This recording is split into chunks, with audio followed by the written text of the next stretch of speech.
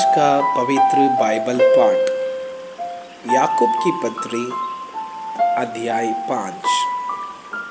हे धनवानों, सुन तो लो, तुम अपने आने वाले क्लेशों पर चिल्ला चिल्ला कर रो। तुम्हारा धन बिगड़ गया है और तुम्हारे वस्त्रों को कीड़े खा गए हैं। तुम्हारे सोने चांदी में काई लग गई है और वह काई तुम पर गवाही देगी और आग के समान तुम्हारा मांस खा जाएगी। तुमने अंतिम युग में धन बटोरा है। देखो, जिन मजदूरों ने तुम्हारे खेत काटे, उनकी वह मजदूरी जो तुमने धोखा देकर रख ली है चिल्ला रही है, और लवने वालों की दुहाई सेनाओं के प्रभु के कानों तक पहुंच गई है। तुम पृथ्वी पर भोग विलास में लगे रहे और बड़ा ही सुख भोगा। तुमने इस वध के दिन के लिए अपने हृदय का पालन पोषण करके उसको मोटा ताजा किया। तुमने धर्मी को दोषी ठहराकर मार डाला, वो तुम्हारा सामना नहीं करता। 7वां वचन से, इसलिए हे भाइयों, प्रभु के आगमन तक धीरज धरो। देखो, किसान पृथ्वी की बहुमूल्य फसल की आशा रखता हुआ प्रथम और अंतिम वर्षा होने तक धीरज धरता है। तुम भी धीरज धरो और अपने हृदय को दृढ़ करो, क्योंकि प्रभु का आगमन निकट है भाइयों, एक दूसरे पर दोष ना लगाओ ताकि तुम दोषी ना ठहरो। देखो, हाकिम द्वार पर खड़ा है। हे भाइयों, जिन भविष्यद्वक्ताओं ने प्रभु के नाम से बातें की, उनको दुख उठाने और धीरज धरने का एक आदर्श समझो। देखो, हम धीरज धरने वालों को धन्य कहते हैं।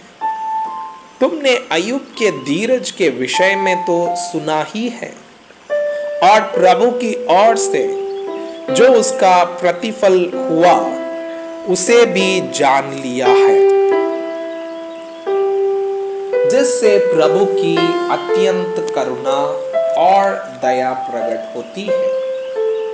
पर हे मेरे भाइयों, सबसे श्रेष्ठ बात यह है कि शपथ ना खाना, न स्वर्ग की, न पृथ्वी की, न किसी और वस्तु की, पर तुम्हारी बातें हाँ की हाँ और नहीं की नहीं हो, कि तुम दंड के योग्य ना ठहरो।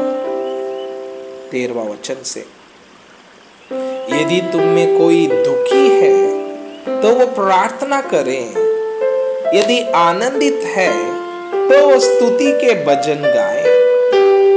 यदि तुम में कोई रोगी है तो कलीसिया के प्राचीनों को बुलाए और वे प्रभु के नाम से उस पर तेल मलकर उसके लिए प्रार्थना करें, और विश्वास की प्रार्थना के द्वारा रोगी बच जाएगा और प्रभु उसको उठाकर खड़ा करेगा।